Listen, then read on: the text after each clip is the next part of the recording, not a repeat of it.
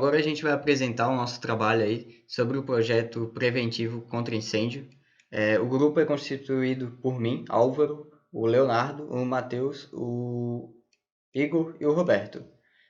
Eu vou apresentar a parte da canalização de gás, que é referente a IN008. Para começar, a gente tem a central de gás, que foi dimensionada conforme essa planilha, que é baseada na IN008, uma versão mais antiga, que era baseada no dimensionamento das instalações de gás. Aqui a gente tem o consumo em quilocaloria por minuto por pavimento, o fator de simultaneidade, a potência adotada e o tipo de recipiente adotado. A gente adotou o P190. E o número de recipientes finais foi 8. 4 já seria o suficiente, porém, como é necessário fazer a manutenção e o reabastecimento dos recipientes, a quantidade tem que ser dobrada, então foi 8. Daí aqui ainda dentro da central de gás a gente tem as ventilações permanentes, calculadas conforme a NBR, conforme a IN, na verdade. A gente tem 2 extintores de gás aqui fora, a gente tem uma porta veneziana aqui de saída, com uma placa de advertência avisando para tomar cuidado aí que é uma central de gás. A gente tem uma válvula de bloqueio. Aqui fora a gente já tem um conjunto de controle e manobra. Aí começa a tubulação de gás, que foi dimensionada com essa planilha, também baseada em N008, que a gente coloca o comprimento da tubulação e a potência computada, e a gente consegue aí o diâmetro em polegadas. A tubulação vem pelo piso. Aqui essa aqui está com de 2 polegadas. E ela vai sendo passada pelo piso para não ter que quebrar a parede. E também aí, como é uma canalização bem fina, não acumula tanto no contrapiso. Aí ele vem até aqui, numa prumada, e sobe para os outros pavimentos. O primeiro pavimento a ter gás vai ser o pavimento de lazer, que ele vai ter um aquecedor a gás com consumo de 410 quilocalorias por minuto e um fogão com consumo de 117 quilocalorias por minuto. Aqui no aquecedor a gente tem um registro de tipo fecho rápido, a gente tem um duto de exaustão individual, que é um duto metálico rígido, incombustível, resistente à corrosão e altas temperaturas, e tem uma ventilação permanente. Aí aqui embaixo a gente vem para a cozinha, onde a tubulação já tem uma diminuição do diâmetro, ele cai para meia polegada, e esse fogão também tem um duto de exaustão individual e também tem a ventilação permanente. Aí o próximo pavimento com a instalação de gás são os pavimentos tipos, a parte térrea do pavimento tipo. Ele sai com uma tubulação de 1 polegada e vai até na cozinha e na parte aqui do aquecedor a gás. Aqui na cozinha a gente vai ter um fogão. Aí no mesmo ambiente a gente vai ter a ventilação permanente. Esse fogão tem um registro de tipo fecho rápido. A tubulação dele tem meia polegada de diâmetro. Aí a gente tem 2 dutos de exaustão coletiva. Isso porque cada duto de exaustão coletiva atende até 9 pavimentos. E aqui a gente vai ter 12. Então foram necessários instalar 2 dutos de exaustão coletiva. Aí aqui a gente vem com uma tubulação de 3/4 de polegada até o aquecedor a gás, que ele tem um registro de tipo fecho rápido. Ele também tem 2 dutos de exaustão coletiva, pelo mesmo critério que o fogão. Também tem a ventilação permanente. Aí, para exemplificar esse esquema vertical dessa prumada, a gente fez aqui o esquema vertical. Ele sai aqui da central de gás com uma tubulação de 2 polegadas de diâmetro e sobe até os próximos pavimentos. Aqui no pavimento de lazer, ele continua subindo com 2 polegadas até, vamos ver aqui, até a tubulação a partir do 9º pavimento tipo, que cai para uma tubulação de 1,5 polegada. E aí continua com 1,5 polegada até chegar na tubulação do pavimento 11 para o 12, onde ele vai ter 1 polegada e 1/4. Então, a gente tem aqui também algum detalhe da central de gás, uma fachada frontal com as plaquinhas, cuidado central de gás, perigo e um corte aí para exemplificar. Bom, agora o trabalho aí vai ser apresentado pelo Leonardo e pelo Matheus. Eles vão apresentar a parte aí dos extintores de incêndio. Então, dando continuidade ao trabalho, logo após o Álvaro, eu vou falar basicamente sobre a planilha para cálculo de carga de incêndio, o que teoricamente é algo bem simples de ser feito, porque a gente utiliza somente a IN03 e nela mostra todo o passo a passo de tudo que você precisa. Aqui nas primeiras 3 colunas nós temos a lista de combustíveis que teoricamente pode haver nesses locais. Aqui começamos pelo central de máquina, que seria o ponto mais alto após a caixa d'água, mas é onde realmente há risco de incêndio. A lista de combustíveis seria PVC rígido, materiais de acrílico, materiais de fibra, materiais com plástico, materiais de policarbonato, materiais de polietileno, de poliuretano e de borracha. O peso de cada material foi determinado de acordo com um chute, assim dizer. Nós imaginamos o material e imaginamos o quanto poderia haver desse material naquele local. Pode ser um equívoco, essa quantidade pode ser muito alta, mas também pode ser algo muito baixo. Então, como não tem como saber, a não ser que você vá verificar a construção em si, foi determinado esses pesos. Agora, o poder calorífico ele é provido através da IN03. Todos esses materiais eles não fogem daquela tabela, mesmo havendo alguns materiais que não existem naquela tabela e que a gente pode verificar com materiais semelhantes. Porém, preferimos utilizar os próprios materiais que a tabela fornece.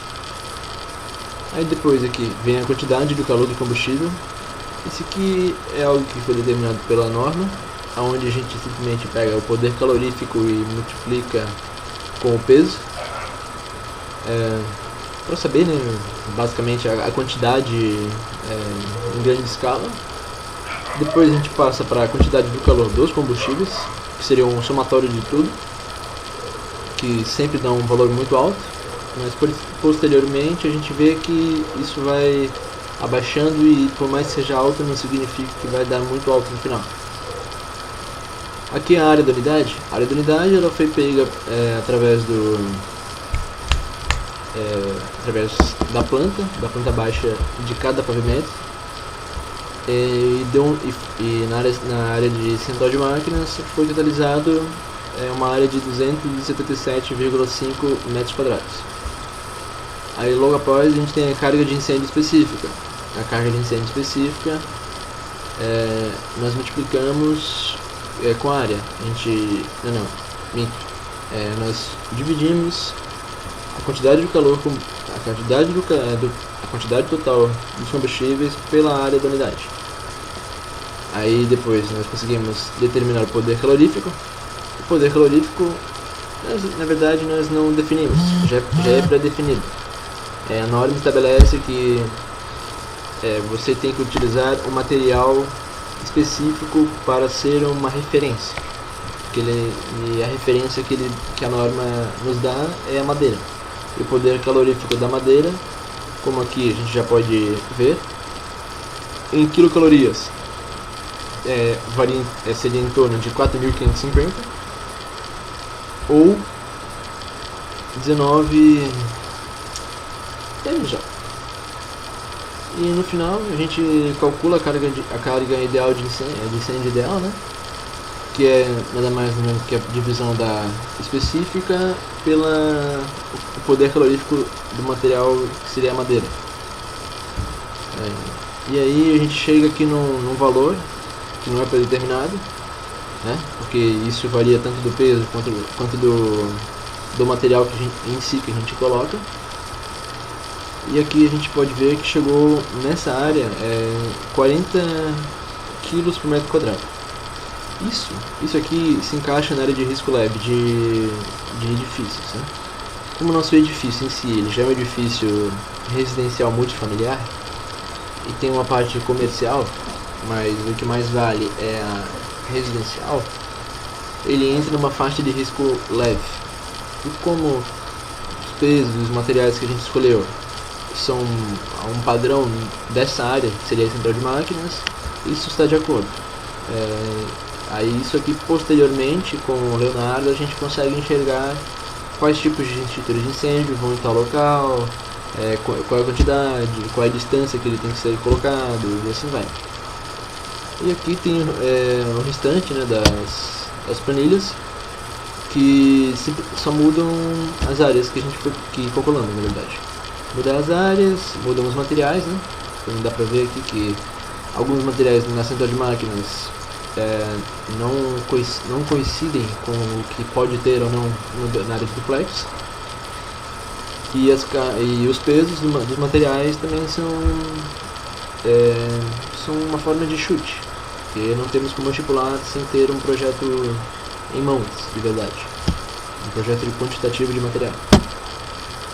E pode-se ver que basicamente todos eles dão uma faixa de abaixo de 60 kg por metro quadrado. E isso é definido por ser risco leve. Aqui existem algumas áreas que quase chegam no limite, porém todas ainda estão de acordo. A garagem, ela de certa forma é uma exceção, porque na IN03 é determinado que a garagem ela se encontra como risco médio. Porém, nos nossos cálculos e o que foi predeterminado de material, ela não conseguiu equiparar os 60 kg por metro quadrado. Por isso, nós transferimos o seu risco para uma coisa mais leve, por não ter tantos materiais assim, que foram determinados. E aí o térreo e o subsolo continuam. O mesmo base de cálculo, materiais às vezes são diferentes, o peso dos materiais também é diferente. Na área de subsolo e de garagem, a gente considera praticamente igual. Garagem, por mais que tenha 4 pavimentos de garagem, isso se repete. A única coisa que pode ou não alterar seria a área, mas basicamente não muda. O que muda são centímetros. Então a gente considerou uma média de 806. E é praticamente isso. Essa é a parte do cálculo da carga de incêndio ideal, né? E agora eu deixo a palavra com o Leonardo, que vai falar sobre a parte dos extintores e assim vai. Meu nome é Leonardo e eu vou explicar um pouco sobre o posicionamento e os tipos de extintores que foram utilizados na planta baixa. E a partir do que foi explicado pelo Matheus no Excel a respeito das instruções normativas de número 3, em que se refere à incidência da carga de incêndio, foram colocados os extintores nos seus devidos lugares. Começando aqui pela casa de máquinas, a gente colocou 2 extintores do tipo CO2, e depois descendo aqui para o duplex superior, foram colocados 2 extintores, só que agora do tipo de pó químico seco. Um aqui logo na saída da escada, para ter uma boa visibilidade quando a pessoa sai, e também porque a escada tem um alto risco de incêndio, e é um bom local, é bem estratégico aqui. E outro também, bem no meio aqui dessa área de circulação, que abrange várias áreas, e foram colocados nos mesmos lugares no pavimento inferior do duplex e também nos diferenciados. Nos lazeres, tanto superior quanto inferior, também seguem o mesmo posicionamento dos 2 extintores do tipo pó químico seco. Indo para a garagem, também foi colocado 2 extintores do tipo pó químico seco, só que aqui em um posicionamento diferente, logo após a saída aqui da escada e também aqui perto da circulação dos carros. Bom, isso se repete nas 3 garagens.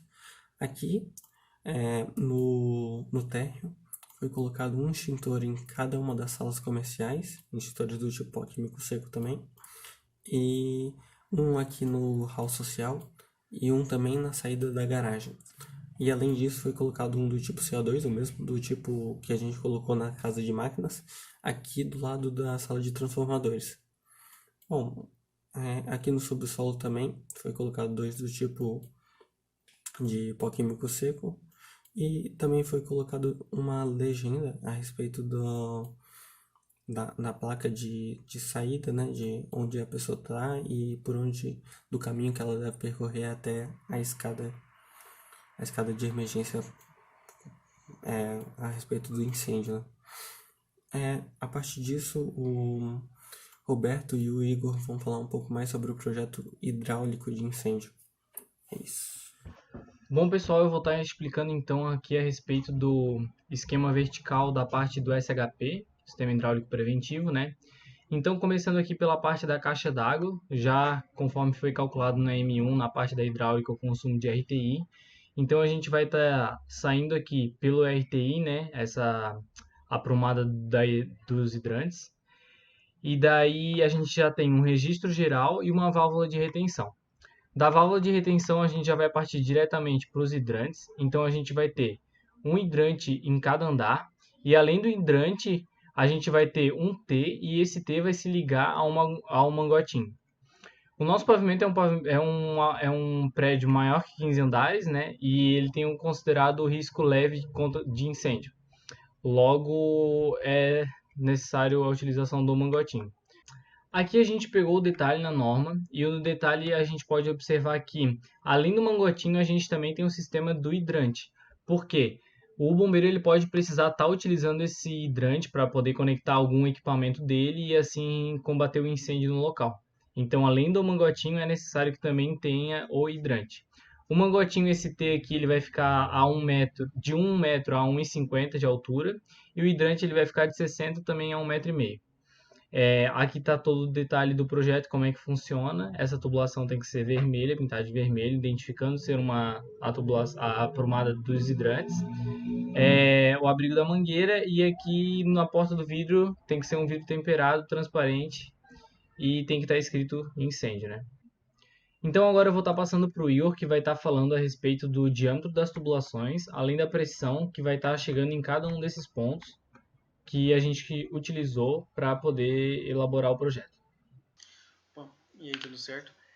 Agora, após o Roberto ter dado essa explicação de como foi feita aplicada aqui a solução dos hidrantes, eu vou dar uma pequena aprofundada aqui nos cálculos e mostrar como é que foi feito, né?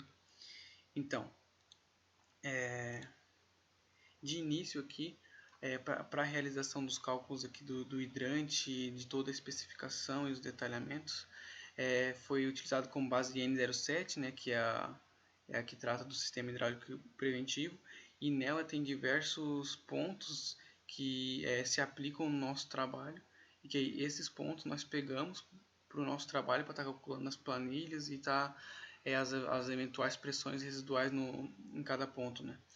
Então, de início, a primeira coisa que nós analisamos foi qual sistema a gente iria adotar, né?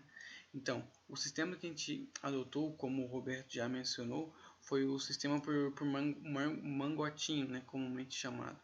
Então, na IN07 tem um artigo ali que fala que, como está presente aqui, né, que edifícios acima de 15 andares, né, se torna obrigatória a instalação de mangotinhos em substituição aos hidrantes.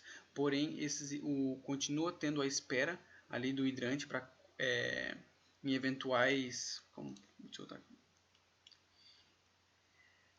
necessidades que o bombeiro pode ter. Então ele vai continuar tendo essa esfera aqui, né? Só que toda a parte ali aqui embaixo vai ter um T, que vai ter um registro aqui de válvula rápida, né, de ligação rápida, que vai estar conectado no mangotinho para estar fazendo essa ligação, né? Então aqui, enfim, na norma tem diversas especificações que estão presentes no nosso memorial, né, de cálculo ali, que vai desde da resistência mínima das tubulações, que é 150 MCA, né? A pressão mínima que tem que ter nos esguinchos da mangueira, né? Então são diversos pontos que tem que ser analisado, né?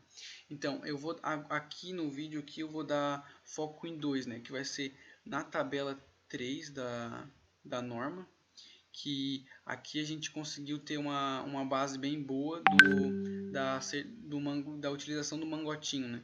Então, é o tipo 2, o sistema que a gente atualizou, né? Que a gente utilizou, mangotinho, por conta do nosso edifício ser de risco leve. Então, o diâmetro da mangueira adotou 25 milímetros, né? E o esguincho vai ser regulável, e a vazão mínima no primeiro esguincho, né, que é o que tem a situação mais desfavorável possível, é 80 litros por minuto, né? E no caso a gente tem que, para fazer os cálculos, por conta de ter mais de 7 hidrantes instalados, vamos simular com 4 hidrantes de forma simultânea, né, para fazer os projetos.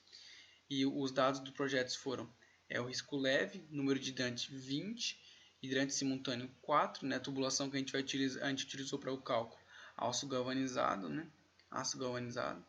O diâmetro da tubulação deu 2,5 polegadas, e o comprimento da mangueira foi de 30 metros, que está até errado, 30 metros com 1 polegada, que é 25 milímetros, né, 30 metros é o comprimento máximo que o mangotinho pode obter, né. E outra tabela aqui que eu queria estar mostrando é essa daqui, que aqui mostra ali o 25 metros o máximo, essa tabela é da norma, né? 25 metros o máximo para fazer em lance único a mangueira, né? Só que aí o mangotinho ele tem na própria norma aqui um artigo que especifica que ele pode ter até 30 metros de comprimento, o mangotinho, né? Então, voltando aqui para o projeto, só para dar mais uma reforçada aqui mesmo, que o Roberto aqui já deu uma apresentada no projeto, né? Então, de forma bem básica aqui, vai ter que ser prevista aqui uma pressurização, né, por um conjunto de bombas de incêndio. Tem que ser duas, uma para estar utilizando de forma normal aqui, né, e a outra para reserva, quando precisar fazer manutenção, né. Mesma forma os registros aqui. Então, vamos lá. Aqui no hidrante já de início. Como vai ter essa pressurização aqui, é muito comum, se não for dotada essa pressurização, quando a gente faz os cálculos na tabela ele vai dar uma altura mínima que a gente precisa para atingir essa pressão residual no esguincho, né, na situação mais desfavorável possível. Então, como a gente utilizou o método de mangotinho, o mínimo que a gente precisa é de 15 MCA no esguincho, né, no que vai sair ali no esguincho. 15 MCA. Se fosse só o hidrante, 4 MCA já seria suficiente. Só que como nós somos obrigados a utilizar o mangotinho aqui, tem que ser 15 MCA. E essa altura, quando foi calculada ali no projeto, essa altura ela ultrapassou limites que não seria viável ter essa altura aqui sem a pressurização, né? Não teria nem como. 40 metros a gente precisaria só para atingir o 15 MCA no mangotinho. Então aqui vai ter que ser prever a pressurização por conjunto de bombas, né, de incêndio. Então aí aqui de início já atenderia, né, sairia 15 MCA regulado no esguincho, né, e daqui para baixo iria só aumentando com essa metragem de coluna da água que tem em cima de cada hidrante, né, e vai acumulando daí no caso. Então aqui nesse primeiro hidrante a gente vai ter a vazão mínima, né, que é de 80 litros por minuto no esguincho, né, porque a mangueira, o mangotinho, ele tem uma perda de carga muito grande, tem 10 metros de coluna d'água só na mangueira, né. Então aí a mangueira ela tem 25 milímetros, que é 1 polegada, tem 30 metros de comprimento, né, e tem o esguincho regular. E aí conforme vai descendo aqui, né, a pressão residual no esguincho ela vai aumentando, que vai acumulando essas colunas da água que vai ficando em cima de cada hidrante, né? Então no caso esse aqui vai 20 MCA até atingir o limite que a gente não precisou utilizar nenhum sistema de redutor de pressão, né? Porque aqui embaixo deu exatamente 100 MCA, que é o limite aqui, né, o aceitável. E basicamente ficou assim. Aqui também tem o sistema de hidrante, né, de recalque embutido na parede frontal para uso do corpo de bombeiro quando for necessário, né? E todo o sistema foi calculado com um diâmetro de 2,5 polegadas. Então basicamente foi isso, de forma bem resumida. Temos de forma mais detalhada isso no nosso memorial descritivo, mas basicamente esse que foi a nossa solução aqui para o sistema hidráulico preventivo, beleza?